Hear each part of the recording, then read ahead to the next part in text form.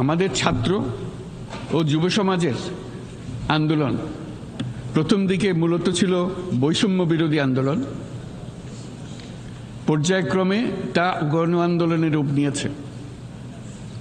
এরপর সারা পৃথিবী অবাক বিস্ময়ে দেখেছে কিভাবে সমগ্র বাংলাদেশের মানুষ একনায়কতন্ত্র, নিপীড়ন, বৈষম্য, অবিচার ও দুর্নীতির বিরুদ্ধে রাজপথ ও সামাজিক যোগাযোগের মাধ্যমে দৃঢ়ভাবে রুখে দাঁড়িয়েছিল।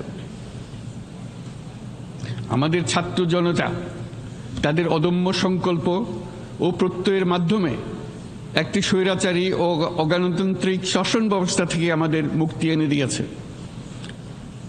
তাদের এই সংকল্পের মধ্যেই আমাদের দেশের ভবিষ্যৎ নিহিত।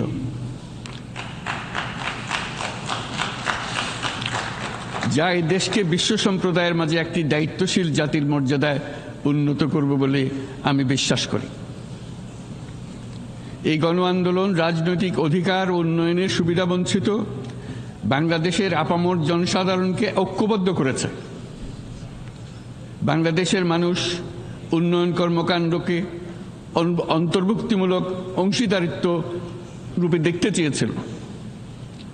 আমাদের জনগণ একটা ন্যায্য, অন্তর্ভুক্তিমূলক ও কার্যকর গণতন্ত্রের জন্য লড়াই করেছে, যার জন্য আমাদের নতুন প্রজন্ম জীবন উৎসর্গ করেছে। আমাদের এই তরুণীরা যে প্রজ্ঞা, সাহস ও প্রত্যয় দেখিয়েছে তা আমাদের অভিভূত করেছে, সারা বিশ্ববাসীকে অভিভূত করেছে। বন্দুকের গুলি উপেক্ষা করে বুক পেতে দাঁড়িয়ে গিয়েছিল আমাদের এই তরুণরা। অবৈধ রাষ্ট্র ক্ষমতার বিরুদ্ধে প্রবলভাবে সোচ্চার হয়েছিল আমাদের তরুণ তরুণীরা। স্কুল পড়ুয়া কিশোর কিশোরীরা তারা নিঃসঙ্গ চিত্তে উৎসর্গ করেছিল তাদের জীবন। শত শত মানুষ চিরতরে হারিয়েছে তাদের দৃষ্টিশক্তি। আমাদের মায়েরা, দিনমজুরেরা ও শহরের অগণিত মানুষ তাদের সন্তানদের কাঁধে কাঁধ মিলিয়ে নেমেছিল রাজপথে। তপ্ত রোদ, বৃষ্টি, মৃত্যু ভয়কে তোয়াক্কা না করে তারা সত্য ও ন্যায়সঙ্গত আকাঙ্ক্ষার বিরুদ্ধে দীর্ঘকালব্যাপী রাষ্ট্রযন্ত্রকে পরিচালনা করার অশুভ ষড়যন্ত্রকে পরাভূত করেছিল।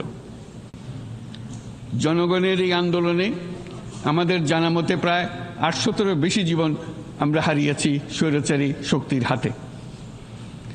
উদারনীতি, বহুত্ববাদ ও ধর্মনিরপেক্ষতার উপর মানুষের গভীর বিশ্বাস থেকেই বাংলাদেশ রাষ্ট্রের অভ্যুদয় হয়েছিল। ১৯৭১ সালে যে মূল্যবোধকে বুকে ধারণ করে আমাদের গণমানুষ যুদ্ধ করেছিল, সেই মূল্যবোধকে বহু বছর পরে আবার জেনারেশন জি, যে প্রজন্ম জি, নতুনভাবে আমাদেরকে দেখতে শিখিয়েছে। এরকমটি আমরা দেখেছিলাম ১৯৫২ সালের ভাষা আন্দোলনে, বাংলাকে মাতৃভাষা হিসেবে প্রতিষ্ঠার সময়। বাংলাদেশের এই অভ্যুত্থান আগামী দিনগুলোতে বিশ্বের বিভিন্ন প্রান্তে মানুষকে মুক্তি ও ন্যায় বিচারের পক্ষে দাঁড়াতে প্রেরণা যোগাবে। আমাদের মুক্তি ও গণতান্ত্রিক আকাঙ্ক্ষাকে বাস্তবে রূপ দিতে আমি তাই আজ বিশ্ব সম্প্রদায়কে আমাদের নতুন বাংলাদেশের সঙ্গে সম্পৃক্ত হওয়ার উদাত্ত আহ্বান জানাচ্ছি। মাননীয়